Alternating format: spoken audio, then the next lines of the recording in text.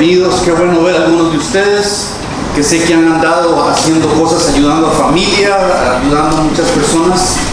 Muchas gracias, mis hermanos, muchas gracias. Yo estoy contento siempre de estar con ustedes. Me hacen falta. Mire, por allá está Hortensia. Tenía días de que Hortensia no la veíamos. Gloria a Dios, qué bonito. Bienvenida, Hortensia. Sí, y hay aquí unos amigos también nuestros, bienvenidos. Gente de Guadalajara, allá donde es mi viejita. Qué bonito, qué bonito. Bienvenidos. Sí, también tú eres de allá. Sí, es cierto, se me olvidó, Lupe. Qué bueno, qué bueno. Seguimos con el tema que les he estado hablando en estos días. Y lo que les voy a presentar el día de hoy es lo mismo. Hemos estado hablando de cómo prevenir, cómo descubrir el engaño. ¿Recuerdan? Estamos hablando del engaño. Pero cuando hablamos del engaño también hay algo que se ha practicado bastante. Yo tengo 50 años de ser cristiano, casi 51 años de ser un cristiano. Y hay algo en medio de las iglesias, desde hace tanto tiempo lo he visto, que se llama la guerra espiritual. Cuando hablamos de guerra espiritual, muchas veces las personas se imaginan que los cristianos tenemos como una ametralladora y que debemos de caminar por todo lado buscando espíritus de demonios y tirando balazos por todo lado donde uno no ve nada. Se practica eso de muchas diferentes maneras. Hay algunos que levantan las manos, hay otros que empiezan a hacer muchas cosas, pero lo que le voy a presentar el día de hoy es una manera diferente de lo que la guerra espiritual es. Y es una de las verdades que encontramos en la Escritura. Y vea que, cómo se lo voy a presentar el día de hoy, porque se los puse en el título de la enseñanza de hoy y está dentro de sus programas. Vamos a aprender a reventar burbujas. Y les dije este nombre para que se les quede grabado, para que nunca se les olvide el sermón de la burbuja. ¿Ok? Y los que me están escuchando por YouTube también van a aprender mucho el día de hoy. Entonces vamos a hablar de reventar burbujas. Y hay un cuento. El cuento de la burbuja se muestra a un hombre con la capacidad de hacer burbujas. Y ese hombre movía las manos y a ver si esto me sale bien, porque como hace mucho tiempo que no hago burbujas, ya no sé si van a salir o no las burbujas. Entonces este hombre movía las manos y al mover las manos el hombre no tenía los dedos tan grandes como los míos, pero bueno, ya se imaginan lo que iba a hacer. En algún momento vamos a hacer las burbujas de aquí. Y entonces el hombre, ya les dije, ese tenía mayor experiencia que yo. Por lo menos hice dos. Una más. Pero imagínense entonces un hombre que tenía la capacidad no solo de hacer burbujas así, con una cosita, pero ese hombre tenía tanta capacidad de donde él venía a las personas y movía sus dedos, entonces hacía burbujas.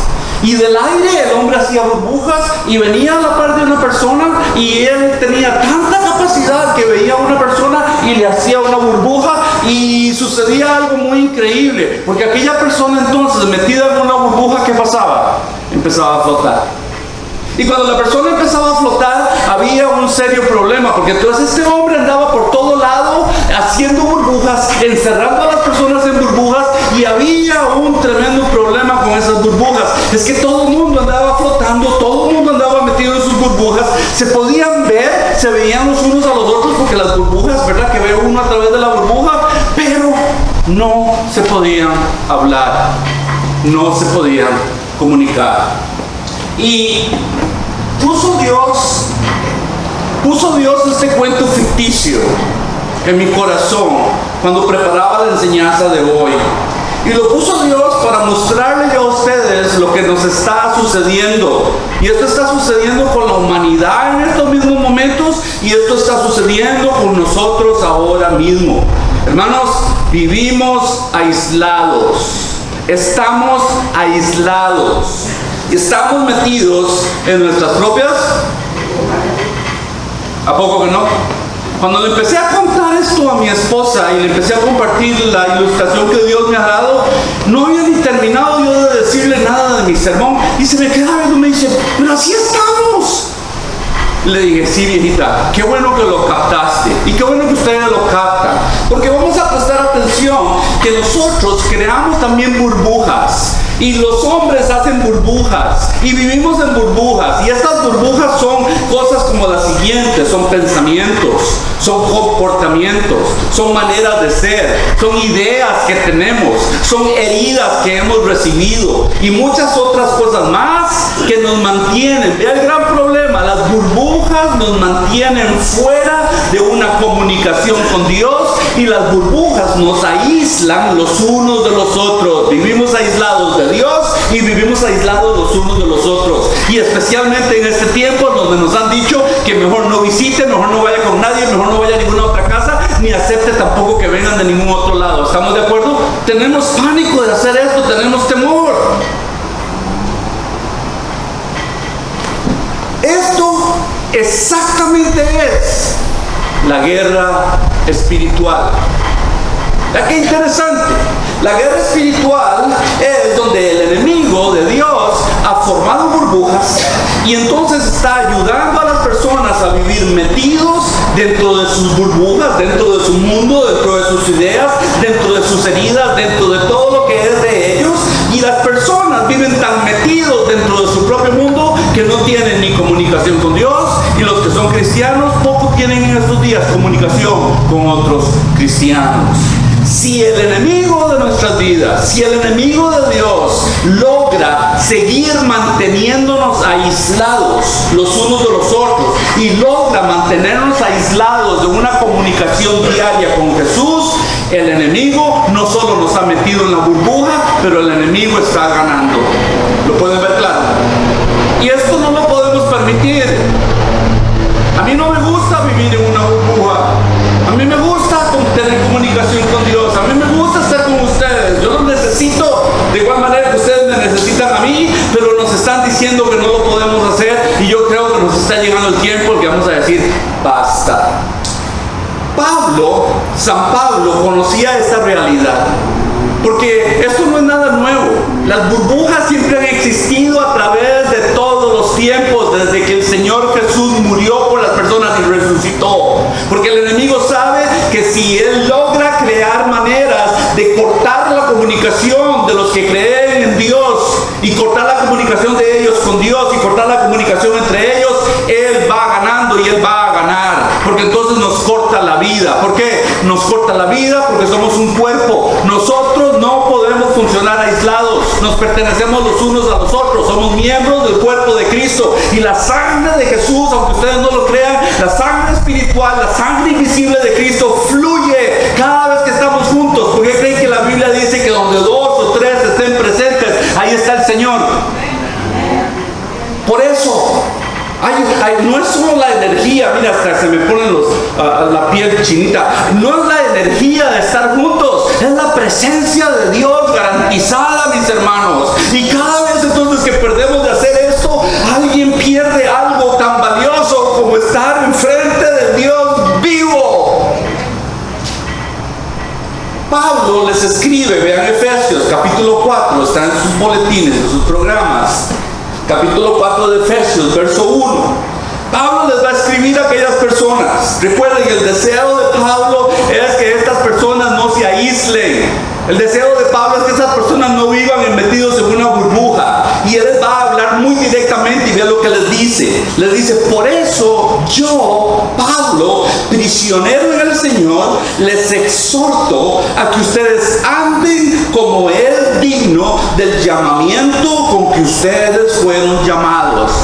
¿Cómo es eso? Dice: con toda humildad, con toda mansedumbre, con paciencia, soportándose los unos a los otros en amor, y procurando con diligencia guardar la unidad del Espíritu en el vínculo de la paz. Vea las palabras claves de ese texto. Vea las sugerencias y las palabras claves. La primera les dice: yo los exhorto. Exhortar, de acuerdo a lo que dice ahí, es yo les animo. Pero esto va un poco más allá. Cuando les está diciendo que yo los animo, lo que les está diciendo es: ustedes tienen que ser intencionales, porque esto no sucede por accidente. A menos que usted sea intencional, esto no va a suceder. Hoy en la mañana le doy muchas gracias a mi viejita. Se dio cuenta seguro que yo tenía hambre, porque cuando tengo hambre dice que se me ve la cara media rara, ¿no? Ya son las 9 de la mañana y ya me pica, y ya le pica el bagre a uno en la panza, ¿no? Y me ve la viejita así, y ella sabe que cuando me ve de esa manera, ella tiene que ser intencional, ¿no? Y hoy tenía yo un antojo que no le había dicho, así es que me hizo huevitos rancheros. Y qué bonito, porque me cayeron muy bien. Ahora, ¿por qué les digo esto? Porque si ella no es intencional en querer cocinarme y yo no soy intencional en comerme lo que ella me cocina, estamos en problemas, ¿o no?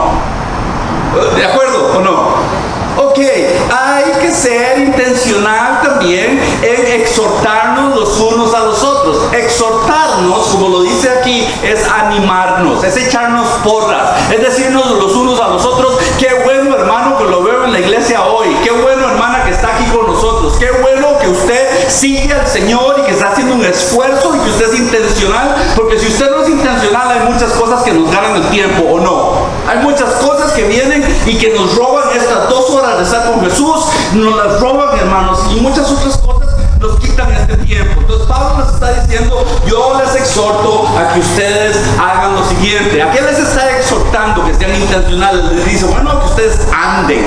Y esta palabra andar también lo que les está diciendo, no solo que caminen, pero les está diciendo: yo quiero que ustedes vivan. Ustedes tienen que aprender a ser tan intencionales y a caminar, a vivir. Esto es andar, caminar y a vivir como ¿quién creen ustedes que Él les va a decir que deben de hacerlo? ¿Quién es nuestro modelo? Jesús. Y el cristiano, hermano, usted no tiene ninguna otra alternativa que no sea tratar de vivir como Cristo vivió. A ese es el estándar que nos ha llamado el Señor. Tratar de vivir como Cristo vivió. A eso es a lo que estamos tratando de llegar a ser y queremos llegar a ser y queremos practicar, tanto como sea lo que cueste, tanto como sea el poder perdonar y pedir perdón y el humillarse y todo lo que hizo Jesús, tenemos que aprender a hacerlo nosotros también. Entonces Él les está diciendo: les animo a que ustedes caminen tal y como Cristo caminó. ¿Y cómo es como Cristo caminó? Y otra palabra clave ahí, le dice en el verso, dice: con toda humildad, con toda mansedumbre, con toda paciencia. Y para que ustedes muestren que tienen la humildad, la mansedumbre y la paciencia, entonces se van a soportar. Y para soportarse, ¿de qué es lo que está diciendo aquí? Lo que no quiero es que vivan metidos en sus burbujas, porque algunas veces para soportarnos, lo primero que tenemos que entender es que o yo le hice algo o usted me hizo algo a mí, o yo le caí mal o usted me cayó mal a mí, y entonces ando metido en mi propia burbuja. Y Pablo les está diciendo: sálganse de sus burbujas. ¿Cómo? Bueno, aprendan a ser humildes, mansos y pacientes. ¿Cómo van a mostrar eso? Cuando ustedes estén juntos, cuando ustedes sean intencionales de tal manera que se soportan. ¿Qué es soportarse? Bueno, todo lo que es necesario para vivir afuera de la burbuja. Yo no quiero vivir metido en mi propio mundo, y hay muchas veces, se los conté hace un tiempo, allá de donde yo era, recuerdo a mi tío, y me van a escuchar seguro mi familia en Costa Rica no le hace, pero mi tío duró 14 años sin hablarle a mi otro tío por un vaso de leche. 14 años, vea usted qué indios somos en mi familia. 14 años sin hablarle por un vaso de leche. ¿Qué es lo que hizo? Bueno, a los Guadalajara o a los mexicanos decimos: se metió en sus meros moles, ¿no? ¿No lo decimos así? Bueno, aquí, como se lo estoy presentando el día de hoy, me metí en mi propia burbuja, y de mi burbuja nadie me saca, y así soy, y así me muero. ¿Estará bien eso? No lo creo. Pablo entonces les está diciendo con una manera muy directa. Había el verso 3, les dice también, y se los recuerda, les dice: mire, ustedes deben de procurar con diligencia. ¿Qué es procurar con diligencia? Sean intencionales. Tengan tanta intencionalidad de que usted va a ir directamente, y usted lo que tiene que hacer lo va a hacer, pero va a ser directo. No se va a andar por ahí medio quedándole vueltas. No. ¿En qué va a ser directo? Vea lo que dice ahí: en guardar la unidad del Espíritu, porque eso produce el vínculo de la paz. Eso nos trae paz. Y eso no le puede uno practicar a menos que uno quiera salirse de la burbuja. Mejor dicho, cuando uno aprende a ser intencional, seguimos, mis queridos hermanos, unidos. Empezamos a buscarnos más, empezamos a estar más juntos y empezamos a vivir en paz. Y esto es muy, pero muy importante, porque las burbujas no van a parar de tratar de encerrarnos. La burbuja es constante, ¿no se han dado cuenta?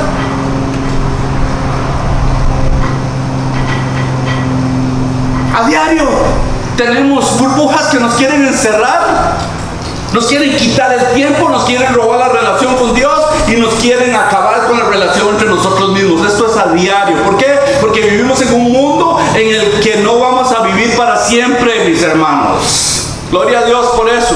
Pero mientras estamos aquí, tenemos que aprender cómo vivir más para Dios y menos para todo lo demás que estamos viendo alrededor. Verso 4. Entonces le dice ahí, también presten atención ustedes, gente de Efesios, le dice verso 4. Hay un solo cuerpo, hay un solo espíritu, así como han sido llamados también a una sola esperanza de su llamamiento. Hay un solo Señor, hay una sola fe, hay un solo bautismo, hay un solo Dios, hay un solo Padre de todos, quien es sobre todos, a través de todos y en todos. ¿Qué es lo que nos está diciendo? Que podemos y debemos de estar juntos, porque todas estas cosas son comunes a nosotros. Todo esto, todos nosotros lo tenemos, que es igual a nosotros. No le hace si usted es pobre, si usted es rico, si usted es educado, no es educado. No le hace de donde usted viene, no le hace si usted es de color blanco, negro, azul o amarillo. No le hace. Todo esto lo tenemos en común, es ya nuestro, le pertenece al cristiano, le pertenece a usted, le pertenece a mí. Dice ahí muy claramente, vea lo que dice: hay una sola esperanza, hay un solo Señor, hay una sola fe, hay un solo bautismo, hay un solo Dios, hay un solo Padre. Gloria a Dios. Pero la Biblia nos está advirtiendo, hermanos, de que la importancia de que todos nosotros tengamos este mismo sentir, que dice, hayan ustedes el mismo sentir. ¿Por qué es importante tener el mismo sentir? Porque de esa manera entonces todos participamos exactamente de lo mismo y ninguno se siente ni más ni ninguno se siente menos. Vivimos todos buscando a Jesús, amén. Vivimos buscando a Jesús. Yo quiero a Jesús, yo quiero más de Cristo, como el cántico lo decía. Yo quiero más de Dios, hermanos. ¿A poco no se han dado cuenta que esto está vacío? Esto es como un espejo que nos presenta una realidad que no es la verdadera realidad. A ver, ¿a quién le cree usted? ¿A cuál canal de televisión le cree en estos días? Ya ni quiero escuchar las noticias. ¿A qué cosa en la internet va usted a creer? ¿A quién realmente le podemos creer? Si no es Cristo el único que tiene palabras y palabras de vida eterna. Es el único que le podemos creer, porque Él es la verdad, Él es el camino, es la vida. Solo a Él. Después de ahí, todo lo demás, como Pablo decía, lo considero como basura, con tal de llegar al conocimiento de aquel que me salvó. El que me salvó. Vea usted la importancia. Entonces, la Biblia nos advierte de esto. Tenga usted el mismo sentir. Nos da a entender que usted es el que decide si quiere salirse de su burbuja. Haya en usted el mismo sentir. Lo mismo que hubo en Cristo Jesús. También la Biblia nos dice el que siendo en forma de Dios, no lo tuvo como tal, dice, sino que se hizo humano. Entonces haga el mismo sentir en nosotros. No te quedas ahí metido, sino sal de ahí. En Romanos, en el capítulo 12, el verso 10, Pablo sigue todavía hablándonos de lo mismo. Y a los romanos era muy importante, porque vivían allá estos romanos en una cultura muy parecida a la nuestra. La iglesia cristiana allá en Roma vivía en una cultura muy, pero muy parecida a la nuestra. Y quiero que sepan algo: si alguno de ustedes desea realmente saber para dónde este país va, le invito a que estudie un poquito la cultura romana y se dé cuenta usted la decadencia del imperio romano, cómo llegaron hasta donde estamos nosotros. Y en esto se va a dar usted cuenta qué es lo que nos espera en este país. Bueno, a los que se queden viviendo aquí, porque yo sé que nosotros, cuando eso venga, nosotros ya no vamos a estar por acá. Vamos a estar caminando de la mano con Jesús y vamos a estar alabando al Señor y vamos a estar disfrutando de algo muy precioso que dicen que se llama el cielo. Y para mí, yo no sé lo que es, pero con tal de que me saquen de aquí y estar con ustedes y mi viejita por donde sea, aleluya, aleluya, hermanos, qué lindo. Pero mientras que estamos aquí, Pablo tenía que decirles algo a ellos, porque ellos también estaban pasando tiempos horribles, porque allá no solo los estaban persiguiendo, pero los estaban matando, y entonces ellos necesitaban entender que no podían seguir metidos en sus burbujas, porque todos ellos estaban siendo oprimidos, estaban siendo perseguidos, y los querían matar a todos por igual. Entonces todos pertenecían al mismo grupo. Y vea lo que les dice, amándose los unos a los otros con amor fraternal. En cuanto a honra, le dice, prefiéranse ustedes los unos a los otros. Y les dice, no sean perezosos en lo que requiere diligencia. Mejor dicho, sean intencionales y actúen rápidamente. Sean ardientes en el espíritu. ¡Oh, qué belleza! Sirvan al Señor. Gócense en la esperanza. Pacientes en la tribulación. Constantes en la oración. No suena esto, mi querido hermano, como alguien que está fuera de una burbuja, que quiere tener una relación con Dios y tiene una relación con todo el resto de la iglesia. No es alguien que está aislado. Lo que les está diciendo es, no se aíslen, no vivan como islas, salgan de ahí y empiecen a practicar estas cosas entre ustedes. Verso 13 dice, compartan para las necesidades de los santos, practiquen la hospitalidad. Y esto de la hospitalidad, les voy a decir algo muy importante. Esto, hasta esta mañana, cuando de nuevo revisaba mis notas, me di cuenta que esto no es solo practicar la hospitalidad con personas que uno no conoce, pero esto es practicar la hospitalidad con nosotros mismos. Es el invitarnos, es estar juntos, es tener hospitalidad con nosotros mismos. Entonces practiquen, dice, la hospitalidad. Verso 14, aprenden también a bendecir a los que les persiguen. Bendigan y no maldigan. Y esto es muy importante también, porque les está diciendo a ellos que haciendo esto ustedes no van a tener de qué arrepentirse, porque su comportamiento siempre ha sido como el de Cristo. En lugar de maldecir, van a tener ustedes paz para vivir siempre como dignos, y pueden levantar su cara al Señor y decir, en cuanto a lo que a mí dependa, he buscado la paz, Señor. Y entonces no se va a sentir uno avergonzado. ¿Se ha sentido usted alguna vez avergonzado cuando sabe que ha hecho algo malo y necesita orar? ¿A poco que no? A ver, solo yo. 1, 2, 3. ¿Se ha sentido usted alguna vez así, avergonzado? Porque sabe que, ay, Señor, viene uno como dicen, como con la cola entre las patas. Si viene uno, Señor, ¿verdad? Pone uno esta cara de yo no fui, aunque uno sabe que yo sí fui. Así es.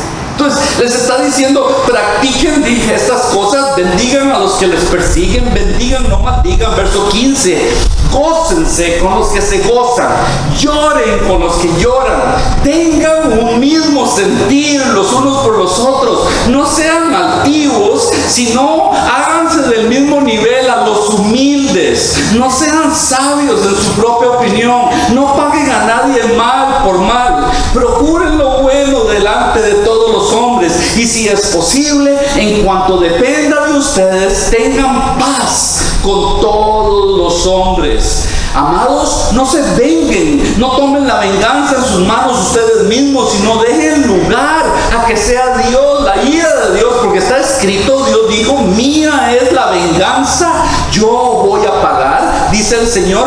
Más bien, si tu enemigo tiene hambre, dale de comer, y si tiene sed, dale de beber, pues haciendo esto, carbones encendidos amontonará sobre su cabeza, y no seas vencido por el mal, sino vence el mal con el bien. Y esto de carbones encendidos, lo que quiere decir es que a alguien que le ha hecho el mal a usted y usted le hace todavía el bien a esa persona se le va a encender el coco por dentro, se le va a encender el cerebro, y se va a empezar a sentir tan mal por dentro, de que van a ser como carbones encendidos, porque en su manera de pensar va a decir, ¿cómo es posible que al que le hice mal todavía me haga bien a mí? Y eso probablemente le va a traer cargo de conciencia, y el cargo de conciencia, cuando alguien le presta atención, le trae cambio de corazón. Eso es todo. Entonces imagínense que hasta haciéndole bien a alguien que le ha hecho mal a usted puede lograr tal vez que aquella persona se entregue a Jesús.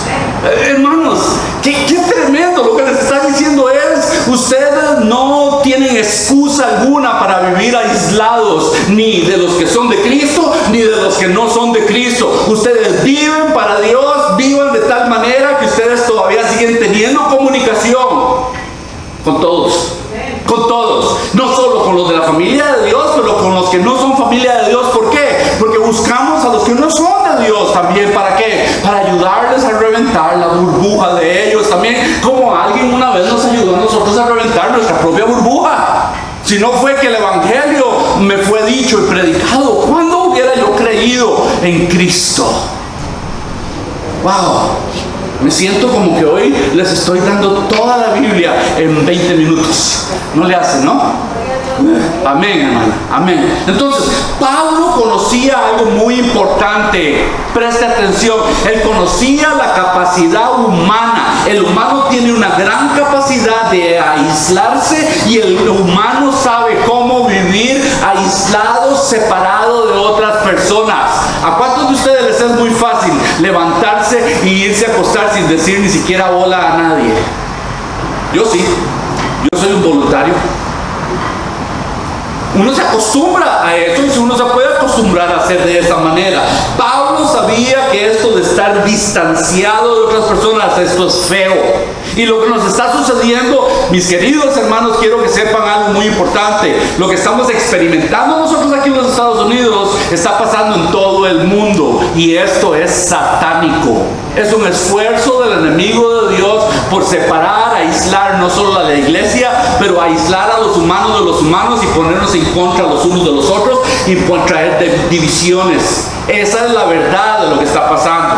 Mucho cuidado entonces con lo que nos dicen, que esto es aquí, que esto es allá. Pablo sabía que estar cerca los unos de los otros nos permite ayudarnos.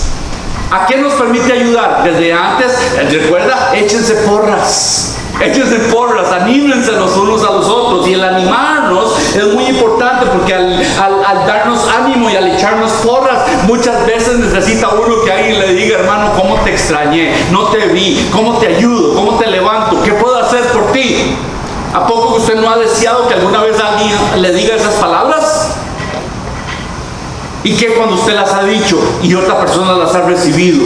Entonces, la burbuja, mis queridos hermanos, tiene que desaparecer. Ya sea que si usted me ve en una burbuja a mí, ayúdeme a quitármela, o ya sea que yo vea la burbuja en usted, yo no le voy a decir nada, mejor no, para no meterme en lo que no me importa. No, la verdad es que sí nos importa. La verdad es que sí nos debe de importar. La verdad es que sí, si usted ve a un ciego que va a caer en un hueco, ¿a poco usted va a decir, ahí va, ya va a caer en un hueco, ya cayó? ¡Ah! Ya sabía que iba al hueco. No, somos de Jesús. Paramos a las personas de que nos caigan en el hueco, aunque se hagan enemigos de uno, que no les guste, porque algunas veces, como por ahí me han dicho, es que usted me está tratando de dar un sermón. Sí, sí, claro que sí. ¿Cómo no? Soy pastor, hablo la palabra de Dios, conozco cuando hay huecos, sé dónde están los huecos, ya he visto los huecos. ¿Por qué? Porque yo mismo caí en esos huecos y no me previno nadie cuando yo estaba joven de que había en esos huecos y necesitaba yo ayuda. ¿Por qué entonces no podemos hacerlo nosotros? Porque estamos metidos en burbujas y necesitamos que la burbuja se reviente. En Filipenses 1, terminamos sus programas, verso 27. Don Pablo tiene tanto que decirnos, ¿no? Este hombre, qué belleza. Gracias Dios por usar al apóstol San Pablo. Y dice Pablo, solamente dice que os comportéis, que tu comportamiento, lo que tú haces, como tú vives, dice que tu comportamiento sea digno. ¿Digno de qué? Del Evangelio de Cristo. Y les manda un flechazo, les manda a decir muy directamente, ustedes deben de estar siempre comportándose de una manera digna a como Cristo era, de acuerdo al Evangelio, Filipenses 1:27. Dice, para que ya sea que yo cuando los vaya a ver, o de que yo esté ausente y no los pueda ir a ver, yo todavía escuche de que ustedes están firmes. Vea qué belleza. Ustedes todos juntos están firmes en un mismo espíritu, combatiendo unánimes, que es estar juntos por la fe del Evangelio. Entonces, lo que les está diciendo, y creo que es necesario que recordemos, es la importancia, mis queridos hermanos, que cuando el Evangelio viene a la persona, lo primero que sucede es que la persona recibe perdón de pecados. Amén.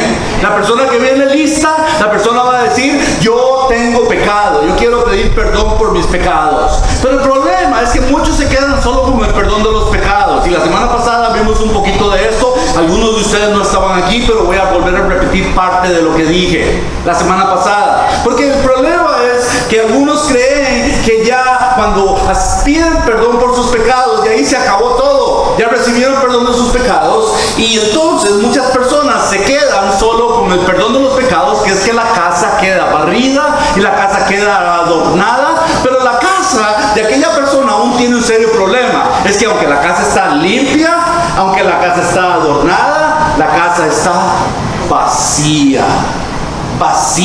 Entonces, el perdón de los pecados, claro que es muy importante, porque se limpia nuestra casa y se prepara nuestra casa, pero se prepara para que el Espíritu Santo de Dios venga a vivir adentro. Entonces, el arrepentimiento es muy importante porque Cristo, el Señor, debe de ser invitado a que venga a ser el dueño, el amo de esta casa, de cada persona. Entonces, cuando el Evangelio es predicado, le decimos a las personas: todos tenemos pecado, ¿no es cierto? Todos han pecado, todos han sido destituidos de la gloria de Dios. Solo en el Señor Jesucristo encontramos la salvación, y Él te quiere perdonar de tus pecados. Pero muchas veces nos quedamos solo ahí y no les hacemos y les mencionamos a las personas la importancia de que Jesucristo tome el control de aquella casa. Jesús tiene que ser no solo Salvador, claro que sí, nos salva a perdonar de nuestros pecados, pero si se convierte en Salvador, Él también tiene que ser el Señor.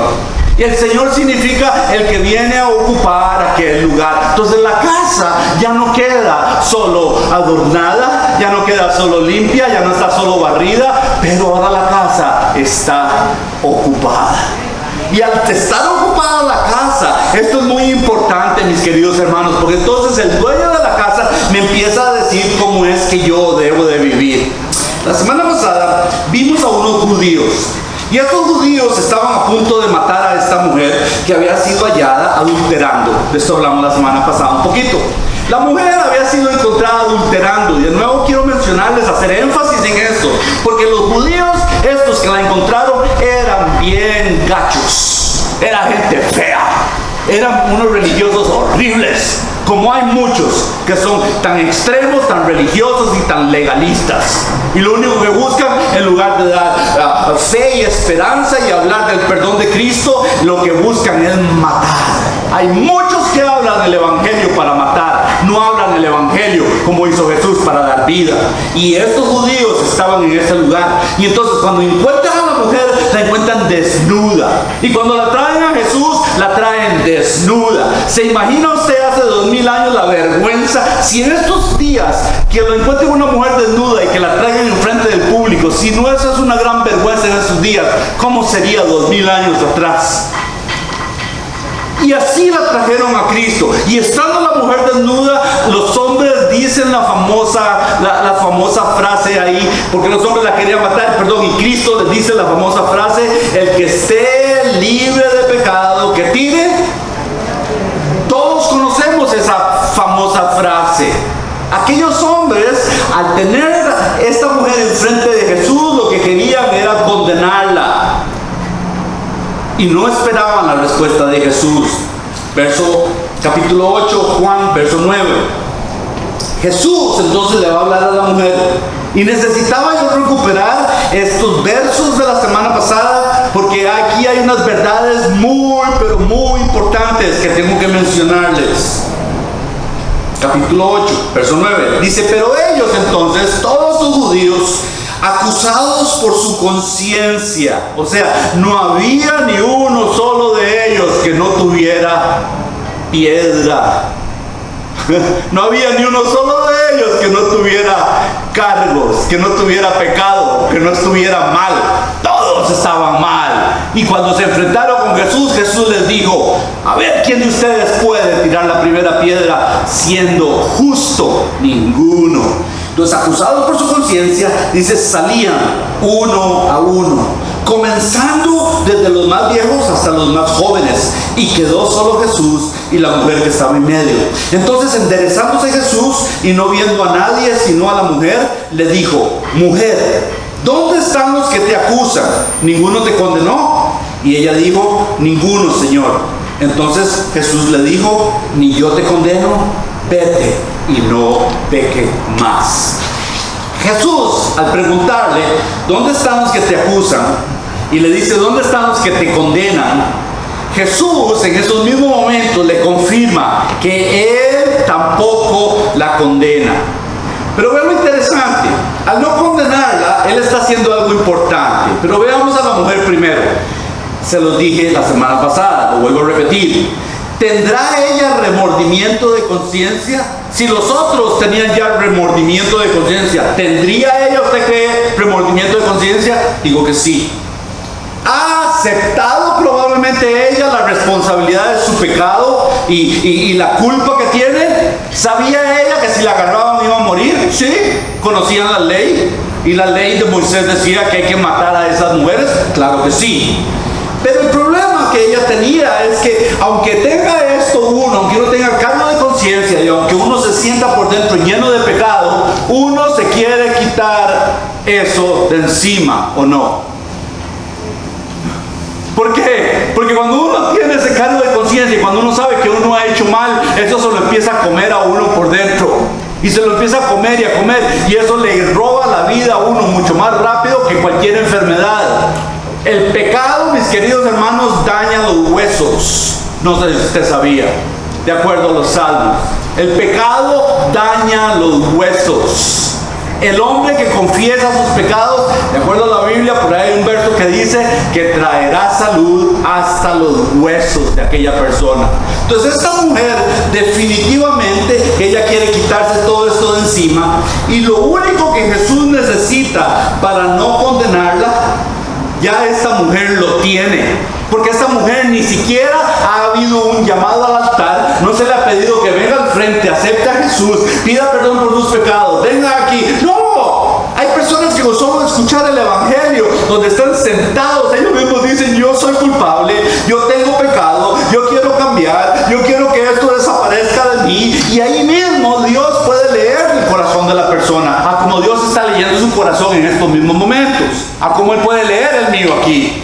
Y eso era todo lo que Jesús necesitaba. ¿Para qué? ¿Qué fue lo primero que le dijo? Ni yo te... ¿Qué significa eso? Ni yo te condeno. Significa: ya te estoy perdonando tus pecados. En estos momentos yo no te condeno. Si no hay condenación en ese momento de Cristo, significa tu pecado te es perdonado. Pero ahora la casa está limpia, la casa acaba de ser barrida, pero todavía la casa está desocupada. Y es aquí donde Cristo tiene que decirle algo muy importante a ella, porque solo ella puede decidir, solo ella es la única que puede invitar a que el Señor que la perdona venga a ser el Señor que viva dentro de ella, a que el Salvador que le quitó la condena sea ahora el que viva en ella, y ya no como un invitado, sino que viva completa y para siempre, completamente y para siempre. Y ahí es donde tenemos serios problemas en cuanto a lo que se nos ha enseñado, porque creemos nosotros que podemos pedir perdón de pecados, podemos aceptar perdón de pecados, pero podemos seguir haciendo lo que queramos y nos volvemos a meter en nuestra burbuja. Cristo no le permite a ella que se meta en la burbuja aún, porque Cristo entonces le va a decir algo muy importante a esta mujer. Cristo le dice: bueno, mujer, ni yo te condeno, le dice, y como acaba diciéndole: vete, pero no peques más. O sea, vete, pero si quieres regresar a tu burbuja, vete y métete en tu burbuja, pero como no te gustó la burbuja en la que andabas metida, como yo acabo de reventar tu burbuja, lo que te estoy diciendo ahora es que tal vez quiera usted vivir con su casa ocupada por mí, para que no viva más metida en una burbuja, flotando, aislada de otros, viviendo en muerte. Vete y no peques más. Y es ahí la grandísima importancia de cuando alguien ha aceptado a Jesucristo como su Señor y como su Salvador. Ambos, hermanos.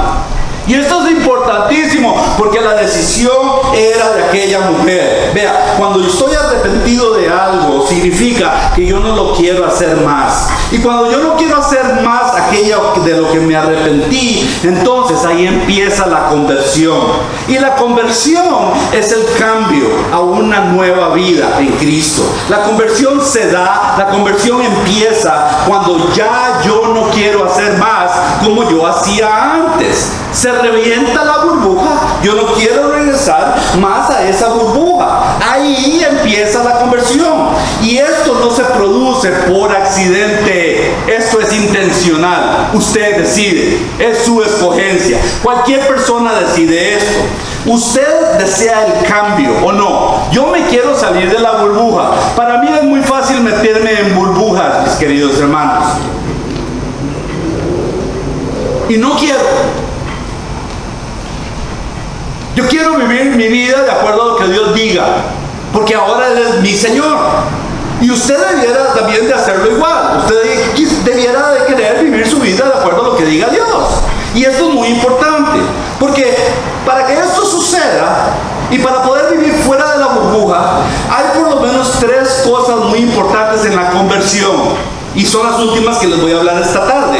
La conversión es el inicio de la vida con Cristo.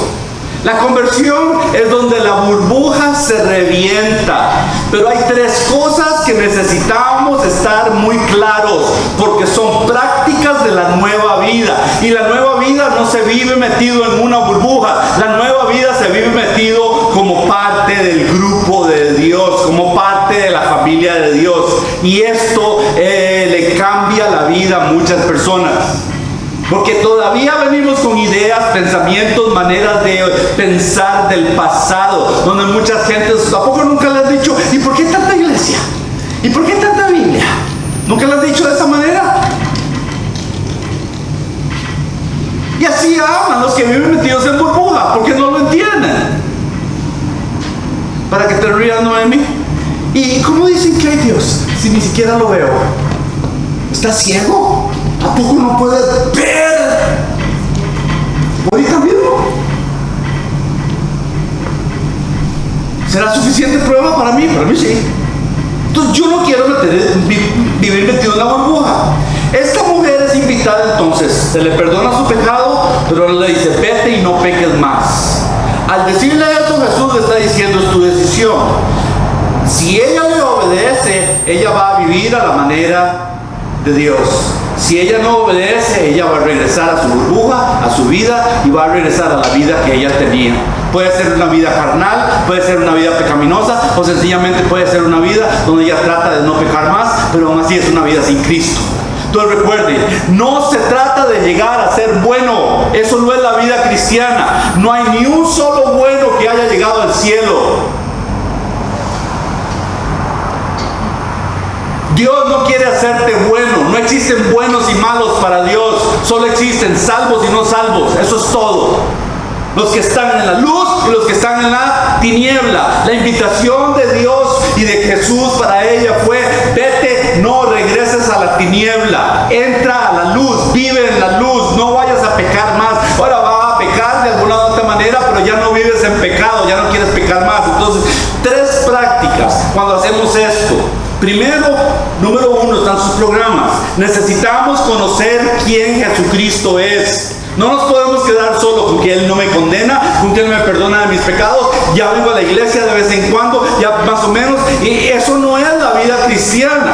La vida cristiana es llegar a conocer quién me salvó, llegar a conocer al Hijo de Dios, llegar a conocer el que creó todo el universo, porque la Biblia dice que fue Jesús. Llegar a conocer todo relacionado al Hijo de Dios y a Jesucristo, el Mesías, el Cristo vivo. Llegar a conocerlo a Él es transformarnos en estudiosos de Él. ¿Por qué motivo? Porque si no conocemos a Jesús, no vamos a conocer la verdad. Porque ¿quién es la verdad? Una persona. Yo soy la verdad, dijo Él. Yo soy el camino, yo soy la verdad, yo soy la vida. Entonces, al llegar a conocer a Jesús, mis queridos queridos hermanos, esto va a tomar toda tu vida. Conocer a Jesús es estudiarlo, es buscarlo. ¿Dónde lo encontramos? En la palabra.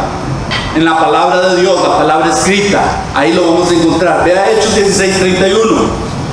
Pablo y Silas acababan de salir de una cárcel donde hubo un temblor y salieron de una manera milagrosa. Y entonces el carcelero les dijo a ellos: ¿qué debo de hacer para ser salvo? Un carcelero era un gentil, no era ni un hombre, no era un judío. Y ellos le dijeron: cree en el Señor Jesucristo y serás salvo tú y también tu casa. Hay algunos que hablan de este verso como que si fuera una promesa, pero no es una promesa la manera como lo dice. Lo que quiere decir aquí es que como resultado de que tú crees y de que tú vives de acuerdo a la manera de Dios, hay una gran probabilidad de que todos los demás de tu casa se conviertan al Señor. Eso sí es lo que la Escritura dice, de acuerdo a lo que está escrito ahí en el contexto. Entonces eso es lo que les está diciendo: creer en el Señor Jesucristo de tal manera que tu propia familia, al verte a ti donde estás metido y como crees y como alabas a Dios, también tu propia familia va a creer en el Señor para salvación. ¡Qué belleza!, ¿no? ¿Tendrá usted a alguien cercano a usted que usted quiere que llegue a conocer a Jesús? Yo sí. Y entonces usted puede ser el ejemplo. Número 2, ¿de qué nos vamos a convertir? ¿Qué es convertirse? Es transformarnos en algo. ¿Qué es? Segundo, vamos a conocer también qué es ser parte de la familia de Dios. Aquella mujer le dijo: vete y no peques más, pero yo voy a necesitar ayuda. ¿Cree usted que solita lo iba a poder hacer? No. Ella iba a necesitar ayuda. Ella necesitaba o un grupo de apoyo, o un grupo que estuviera con ella, o un grupo que le enseñara la Escritura, o un grupo que la levantara, un grupo que la discipulara, un grupo que la rodeara con amor, con paciencia, con todo lo que leímos desde antes. Esta mujer iba a necesitar a alguien así. Esa mujer es usted. Esa mujer soy yo, de alguna manera. Perdone por hablarlo de esa manera, pero ese era un ejemplo también que la Biblia nos muestra de que usted y yo necesitamos que alguien nos disipule, que alguien nos levante, que alguien nos anime, que alguien nos eche porras, que alguien nos diga: en realidad Cristo sí vive en ti, ten paciencia, sigamos adelante, caíste, levántate, volviste a caer, levantémonos juntos y voy a caminar contigo hasta que tú lo puedas hacer. Eso es lo que les está diciendo aquí, muy importante. Entonces, para nosotros conocer y ser parte de la familia de Dios, tenemos que creer tal y como Dios dijo que la familia de Dios es. Vean lo que dice en Hebreos 10:25. Dice: no dejen de estar juntos. ¿Cuál es la palabra que usa ahí? Congregarnos.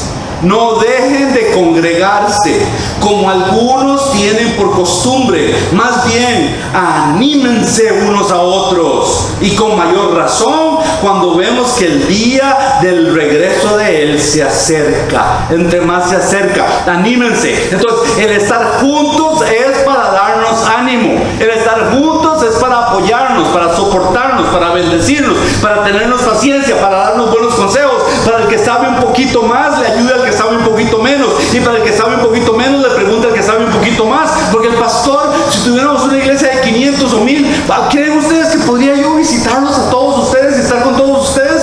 Si no puedo ahorita con una iglesia como la de nosotros. Ni debiera yo, porque cada uno de nosotros es llamado a ser parte y a participar y a usar los dones que ustedes tienen y a visitarse los unos a los otros, a ser hospitalarios. ¿Se da cuenta cómo todo esto se junta? Entonces necesitamos no solo conocer quién Jesucristo es, pero necesitamos también conocer cómo ser parte de la familia de Dios. Y para poder ser parte de la familia de Dios hay que participar en las actividades de la familia. Hay que salirse de la burbuja. Yo no quiero meterme más en mi burbuja, quiero participar. Porque tal vez sea de que alguien viene al grupo y necesita ayuda porque ya tampoco quiere vivir metido en una burbuja. Entonces, convertirnos en la iglesia es algo intencional. Hermanos, es intencional. No podemos ser iglesia a menos que no seamos intencionales. Usted no puede estar en la iglesia a menos que usted no saque intencionalmente estas 2 horas del domingo para estar aquí. Hay que ser intencional. Recuerdo una vez, que por allá me dijo esta hermana, dice, pastor, qué raro, dice, cada vez que es tiempo en la iglesia, viene la comadre o el compadre. Le dije, bueno, pues hermana, a menos que usted no sea intencional, les diga, mire compadre, qué bueno que me vienen a visitar, vienen de lejos, de Caléxico creo que venían, vienen de lejos y lo que sea, bienvenidos, pero estas 2 horas son de mi Señor. Estas 2 horas voy a estar con mi grupo, necesito estar ahí, quiero estar ahí, hoy me toca servir, hoy me toca dar boletines, hoy me toca lo que sea, quiero estar ahí. 2 horas nada más. Si quieren venir conmigo, bienvenidos, les va a gustar. Si no quieren, solo 2 horas. Ahí los dejo. Aquí está el remoto, el canal de la televisión. En 2 horas regreso. Se acabó. Hay que ser intencional, mis hermanos. Esto es muy importante. Muy importante. Y número 3, intencionalmente, y esta es la parte más difícil. Intencionalmente, cuando usted esté listo, vamos a estar con otros que están encerrados en sus propias burbujas. ¿Por qué motivo hay que buscar a otros que están encerrados en sus propias burbujas?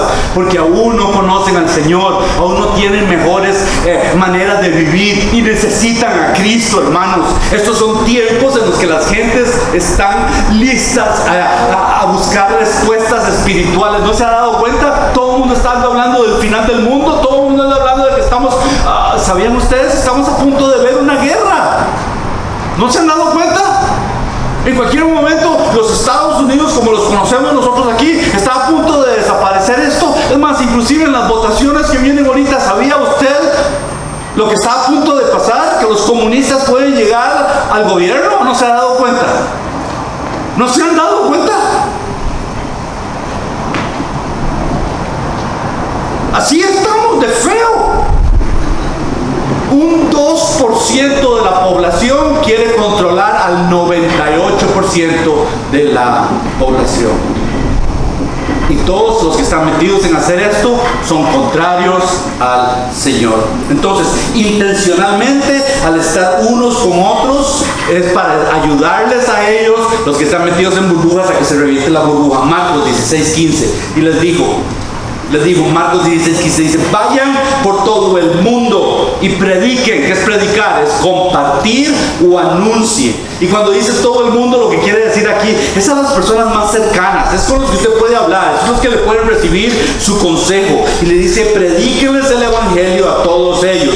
Esta es una parte fea, como se las voy a decir. Hermanos, una vez que la burbuja suya fue reventada, hay que regresar al mundo. ¿Qué, pastor? ¿Me oíste, Mario? Hay que regresar al mundo. Pero no vamos a regresar al mundo a hacer como antes hacíamos. Regresamos al mundo a ver quién de ellos anda buscando que yo le ayude a que se le reviente la burbuja. Porque así fue como me ayudó alguien a mí una vez a que mi burbuja se me reventara y me encontré con Jesús. Y al encontrarme con Jesús, nunca he sido perfecto, ni nada de eso. Pero yo sí sé que mi Salvador sí es perfecto. Yo sé que mi Salvador puede salvar a cualquiera que quiera, cualquiera que lo necesite. Yo sí sé. Y entonces Él nos está enviando de regreso a los que están metidos en sus mismos vidas, aislados de todo lo demás. Y nos está enviando el Señor. Díganles, con amor, con paciencia y algunas veces hasta sin paciencia. Hay que decirles, porque hay algunos que son todavía bien cabecitas duras, no quieren aprender. Nos manda a reventar las burbujas de los que están encerrados en ellas. 3 conversiones. Me convierto a Jesús, me hago miembro de la iglesia y me regreso al mundo a compartir a Jesús. Son 3 conversiones que Él nos pide. Jesús es mi Salvador, Jesús es mi Señor, soy parte del cuerpo de Cristo, que es la iglesia, y me manda a buscar los otros miembros que necesitan pertenecer al cuerpo de Cristo. Hermanos, la única manera para vivir afuera de las burbujas, la única manera para vivir fuera de la burbuja, de nuevo está en la portada de su programa. En la portada de su programa, en la primera página de la portada de su programa, ahí está la única manera para nosotros, la iglesia, de la comunidad, para vivir afuera de la burbuja. Es haciendo lo que ahí dice. ¿Qué dice? Aprendiendo, practicando y compartiendo la palabra de Dios. Aprendiendo, practicando y compartiendo la palabra de Dios. Eso es, hermanos, lo que necesitamos aprender. ¿Por qué es esto guerra espiritual? Porque esto nos mantiene fuera de la burbuja que el enemigo nos quiere meter, y esto nos mantiene en una relación con Dios y nos mantiene en una relación con nosotros mismos. Hermanos, yo los necesito. Mire, la mera verdad. ¿Cuándo me van a llamar a preguntarme cómo estoy? ¿Cuándo alguno se va a atrever a decirme, pastor, ¿cómo está? Yo no les voy a pedir nada.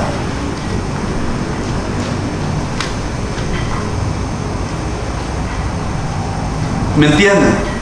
Los necesito. Porque hay días, y ahí está mi viejita, hay días en los que estoy triste, pero pongo cara de campeón. ¿No le pasa? Pone cara de campeón, pero por dentro está uno triste. Estoy agüitado algunas veces, Araceli, y se me nota. Es que ella vive conmigo, pobrecita.